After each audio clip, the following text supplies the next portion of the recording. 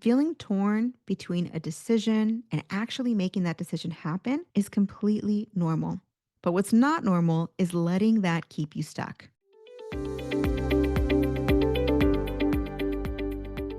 So you know it's time for a change and you want to get after it with everything you've got. So why is it that all of a sudden you feel so unmotivated? Why is it that now you find yourself procrastinating to take action on this one thing? And why is it that once you sit in your chair ready to keep moving forward, it seems so hard?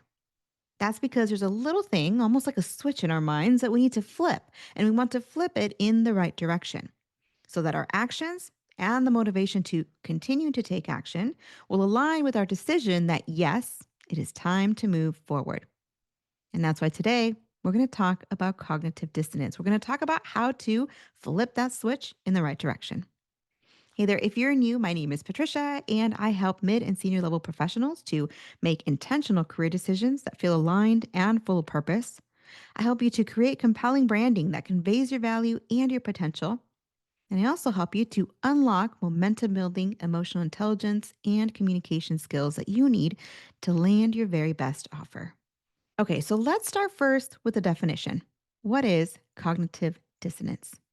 Cognitive dissonance is a mental discomfort from conflicting beliefs, values, and actions. So if you believe something or you have a specific value, but your actions don't line up with that, you're going to have that mental discomfort. And that is cognitive dissonance. That's what makes us hesitate. That's what makes us procrastinate. Something is not right and you can't quite put your finger on it.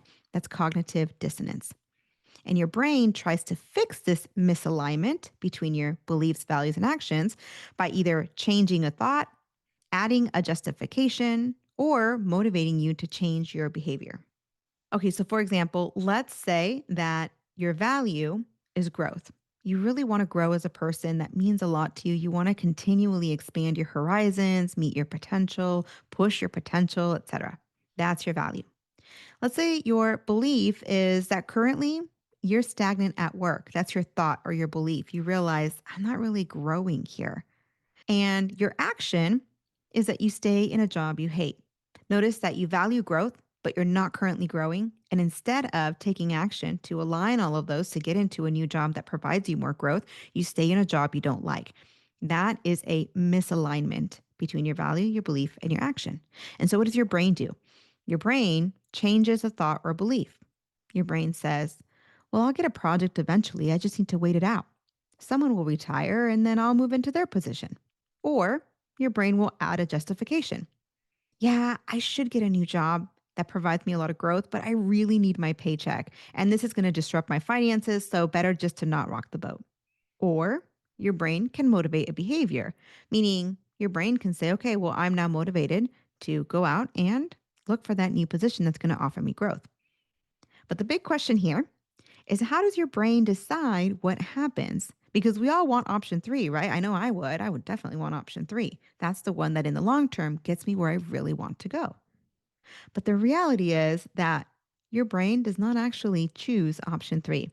Your brain is most of the time kind of like a leaf in the wind in terms of it goes after what is most efficient, what is easiest, not what's best for you.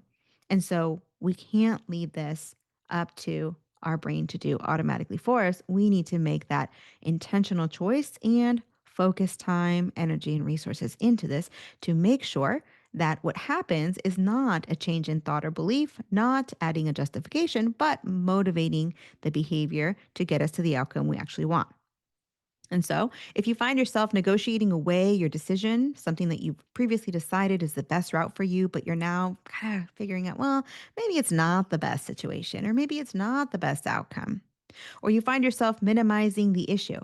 Oh, it's not that bad. It's fine. I'll just, wait it out, right? Or you find yourself procrastinating on taking action. All of these are signs that your brain is choosing for you.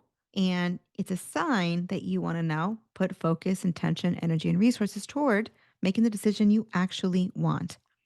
Now, if you're listening and you feel a little bit of discomfort, then I encourage you, my friend, to pause this episode and think about what's happening for you in this moment. And if it's actually moving you in the direction you really want to go, or if it's keeping you from it. Okay, now let's look at a couple of examples and see what it looks like more closely. Let's say that what you really want is the next level opportunity. So your thought and your belief is, I'm ready for this. I can do this. I know I can do the work. But there's a fear of rejection, maybe a fear of failure somewhere in the background. And that causes you to avoid or maybe shrink back a little bit, maybe not take all the bold action that you know you should in order to get to this next level. Your brain's instinct will be to either reduce the desire or justify the fear. And that's because your brain is always protecting you and it's always thinking in the short term. You might think thoughts like, oh, I don't really want to overshoot my shot. I don't want to come across as dot, dot, dot. Or I've heard this one a lot, and I have to be honest, I've said this myself. I don't want to waste my time. This is going to be a lot of work. And if it's not really a thing, then it's not a good use of my time, right? Or this one comes up a lot as well. Well, what's for me will be for me, and the opportunity will come. And before this, every opportunity the Lord has just placed in my lap. And I know there's moments like that, but there's also moments of we get out there and we take the action we need to, move forward with the goals that we have. And the last one, similar to the prior one, is in due time. In due time. I've said that myself, in due time, right? Sometimes in due time means I'm being patient and it's a moment of waiting, which is absolutely appropriate. But what you were looking for is being brutally honest with yourself about what's the underlying motivator. Why is it in due time? Is it truly because right now is not the time? And the reason I say that is because in our conversation today, just a couple minutes ago, we talked about the scenario of you've made a decision, you've decided now is the time.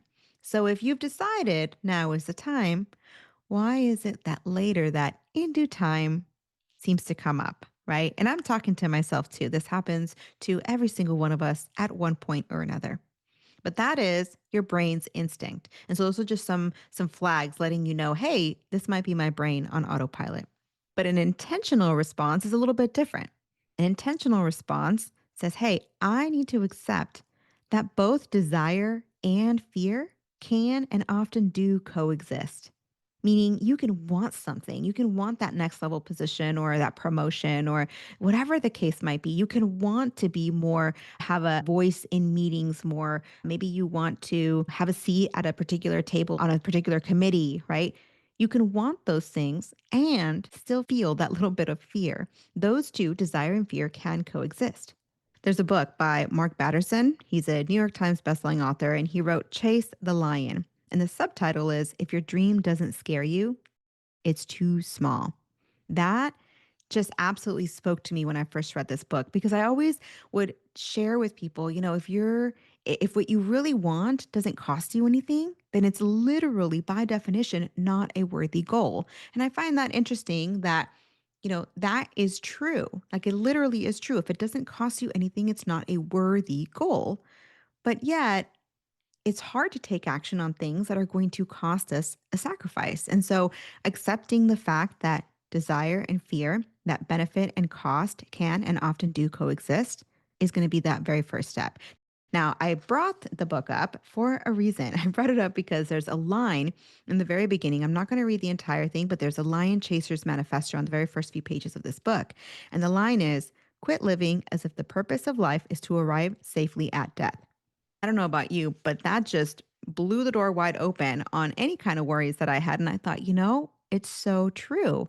There's what was that other quote? Like, if you live your life, you get to the end of your life and nothing ever happened to you, then nothing ever happened to you. And I thought, wow, that's kind of a boring life, right? So why don't we go after the things that we truly want, knowing there's going to be a little hesitation, there's going to be a little worry, some concern, some fear, but we know that what we're going after is what we actually truly want. The reality is that our natural tendency is to move away from fear. And so let's say, for example, you really hate this job and you're like, I got to get out. Or I'm really stagnant here. I got to get out, right? Our natural tendency is to move away from what we don't want, whether it's fear or whether it's that, stagnant position. If it's something that we don't want, we want to move away from what we don't want as opposed to moving toward what we do want.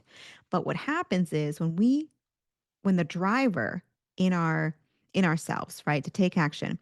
When the driver is to move away from what we don't want, from fear, from a stagnant position, toxic boss, etc., that actually makes us less effective because it takes up a lot of energy because it's negative energy that we're working out of. We're kind of like frustrated, we're stressed out, right? It's not positive. This also is short term because it's external.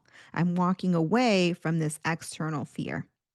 It also leads to striving and ultimately having you feel like you're in survival mode, maybe even burnout. So sometimes if you're feeling that burnout, ask yourself, what do I feel like I'm, moving away from? And what instead could I move toward?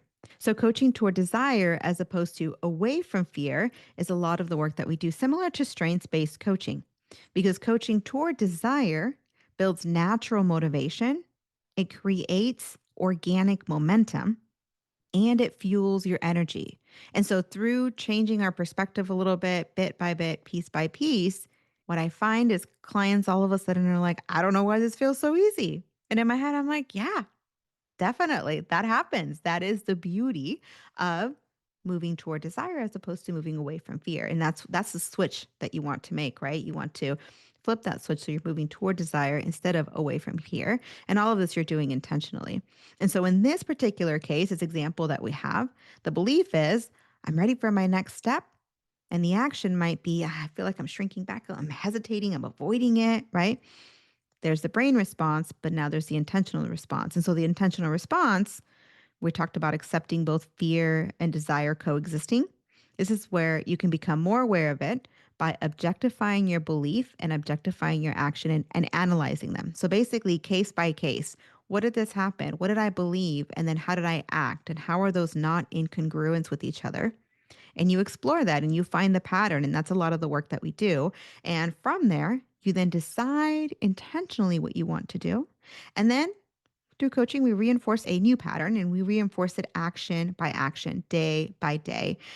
Okay, we talked about a lot today. So here's what you need to remember. First, cognitive dissonance is that discomfort. It's that warning flag that your actions don't line up with your values or your beliefs. Number two, your brain protects you from any and all discomfort because it sees it as a threat. And in this case, it protects you from discomfort by using the easiest, not the best response for you, meaning that it's keeping you where you really don't actually want to be. And third, your job in all of this is to pay attention to the signs. If you are justifying your action or your inaction, if you're minimizing an issue that you previously decided was a thing, it's really an issue, but now you're minimizing it.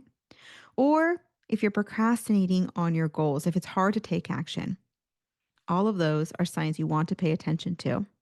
And those are the three things to remember: cognitive dissonance, your brain protecting you from discomfort, and your job is to pay attention to the signs. Listen, feeling torn between a decision and actually making that decision happen is completely normal. But what's not normal is letting that keep you stuck.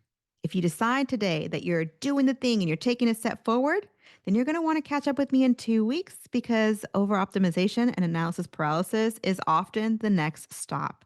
It's a real thing, but it just so happens that there is a remedy, there is a cure, and I will introduce it to you on August 26th. Until then, my friend, know that we're cheering you on, we're praying for you, and we'll see you on the next one. Hey, thanks for listening. I really appreciate you spending time with me today. If you found this episode helpful, please tap the 5-star review on the show's homepage in your podcast app. It would absolutely make my day, and it helps others discover the Uncommon Career Podcast. Now, to download your free career resources and learn how I help seasoned professionals land amazing offers in as little as 90 days, click on the link in the description or go to theuncommoncareer.com. Thanks again, and I'll see you on the next one.